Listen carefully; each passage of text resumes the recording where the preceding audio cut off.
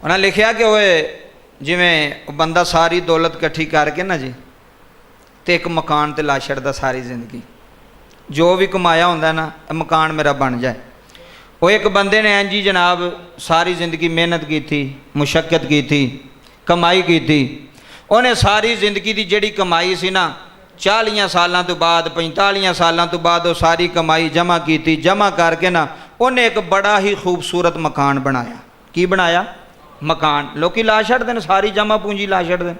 मकान सोहना होना चाहिए, मकान आला होना चाहिए, टैल पत्थर लगे, दरवाजे अच्छे होण, खिड़कियां अच्छी होण, AC लगे होण, पखे लगे होण। हर बंदा लांदा मकान बनाने ते खर्च करदा। शेख सादी रहमतुल्लाह अलैह हकायत लिखते हैं, उन्होंने क्या उस बंदे ने ना सारी जिंदगी की जमा पूंजी जिहड़ी सी ना उस मकान ते ला छड़ी, खाली हो गया, मकान बना छड़िया। हुण शिफ्ट होना सी, उन्होंने ना समान शिफ्ट करना सी ते आप ही शिफ्ट होना सी। उन्हों का इरादा सी कि मकान साड़ा बन गया तो कल असी उत्थे शिफ्ट हो जाएंगे। बड़े ही खुश, बच्चे भी बड़े खुश, बीवी भी बड़ी खुश, सारे मेहमानों भी दावत दी हुई सी कि असी मकान च शिफ्ट हो रहे हैं तो तुसी सारिਆਂ ने आना है।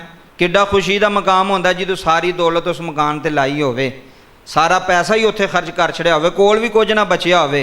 उस मकान ते मकान बना लिया। सुबह उन्होंने शिफ्ट होना सी जनाब, राती जलजला आया। वेखो अल्लाह का निज़ाम, अल्लाह का बड़ा वड्डा निज़ाम जे, अल्लाह के निज़ाम को कोई नहीं समझ सकता।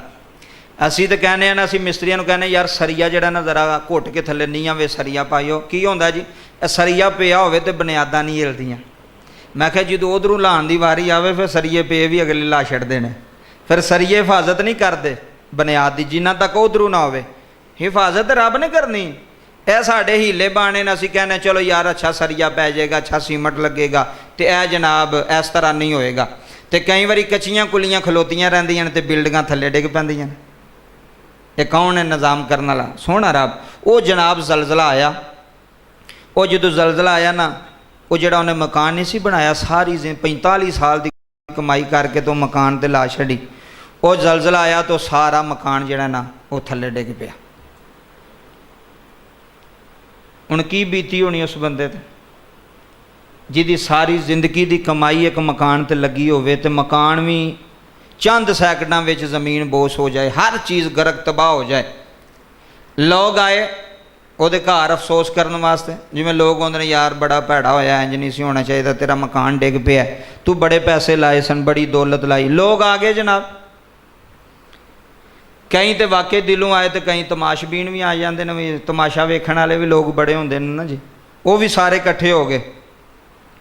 जो लोग आए ना तो उन्हें जनाबे वाला एक बर्तन के अंदर मठियाई फड़ी होवे तो मठियाई लैके तो कहन लगा जी आ खाओ मेरी तरफों। उन्हें आख्या भी तेरा दिमाग नहीं ठीक, तेरा इन्ना नुकसान हो गया तो तू मठियाइयां पे वंडने, तैनू तो रोना चाहिए सी, तैनू तो परेशान होना चाहिए सी, तैनू तो दुखी होना चाहिए सी भी तेरा सारी जिंदगी की जमा पूंजी खत्म हो गई।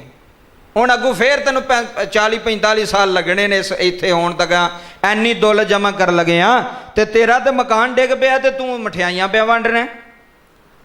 ऐ सुनियो गल, ये सबक की है। उन्हें कहा मैं मठियाई इस वास्ते पे वंडना वा कि मैं अल्लाह का शुक्र अदा करना पिया। की पे करना? की पे करना? अल्लाह का शुक्र अदा पे करना। उन्हें आख्या अल्लाह का शुक्र अदा किवें पे करना? उन्हें क्या साड़ी नीयत सी कल उत्थे शिफ्ट होने दी, तो जे असी अज शिफ्ट हो जाते तो मकान में असा भी सोचने वाले बंदे वास्ते गल है, अकल वाले बंदे वास्ते। उन्हें क्या मैं अल्लाह का शुक्र पे करना, मकान डिग्या, जाना तो बच गई ने ना, और मेरे बच्चे तो बच गए ने ना, मेरी बीवी तो बच गई है, मैं तो बच गया। अगर अल्लाह ना करदा सी शिफ्ट हो गए होंदे, यह जलजला जड़ा एक दिन बाद विच आ जांदा, यह जड़ा जलजला हुण आया है बाबा जी एक दिन बाद विच आ जांदा, ते रहना साडा भी कख कंडा, रहना साडा भी कुछ नहीं सी, असां भी नाल तबाह बर्बाद हो जाना सी। लेकिन मैं शुक्र पे करना, जिंदगी दे अंदर ना दो पहलू इंसान दे होंदे ने ऐसे, तवज्जो करियो, जिंदगी दे अंदर दो लम्हे ऐसे होंदे ने, उहदे विच तुसां नूं इख्तियार है भी तुसीं किहड़ी चीज़ लैनी है ते किहड़ी नहीं लैनी।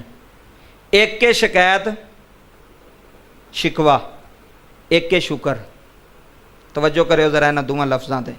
एक शिकवा है, एक की है, बोलो सारे, एक शिकवा है ते एक शुक्र है। हुण तू दस भी तू रब नाल शिकवा करना चाहना है कि शुक्र करना चाहना है? शिकवा करने वाले ज़्यादा होंदे ने। आ वेखो जी साडा नुकसान हो गया जी, आ वेखो जी साडे नाल इंज हो गया जी।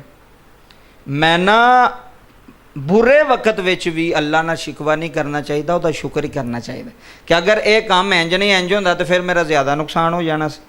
उन्हें कहा मकान तो मेरा तबाह हो गया जलजले नाल, अगर मकान विच मेरी फैमिली शिफ्ट होई होंदी, मैं भी उत्थे होंदा, असां तो सारे मर जाना सी, मुक जाना सी। अल्लाह दा शुक्र अदा पे करना, मठियाई तां पे वंडना, मौला घर तबाह होया ये साड़ियां जानां ते बचा लईयां ने ना। हो सकदा जिहड़ा कोई साडे नाल मामला हो रहा किसी वड्डे नुकसान तो अल्लाह सानू बचा रहा है, किसी वड्डे नुकसान तो अल्लाह महफूज पे रखदा, छोटा जिहा नुकसान दे के, छोटी जी अजमैश विच पा के अल्लाह वड्डी अजमैश तो सानू बचाना चाहता है। इस वास्ते जिंदगी विच कदी भी अल्लाह नाल शिकवा नहीं करना, अल्लाह नाल शिकायत नहीं करनी। अज मेरा पुत्र फोत हो गया, कोई गल नहीं, दिता किन्ने सी? उन्हें दिता सी, लै गया, कोई टेंशन नहीं, अल्लाह की इमानत है। मेरे घर में यह नुकसान हो गया, कोई गल नहीं, ये अल्लाह की तरफों मामला हो रहा। तुसू किसी वड्डे नुकसान तो बचना पिया,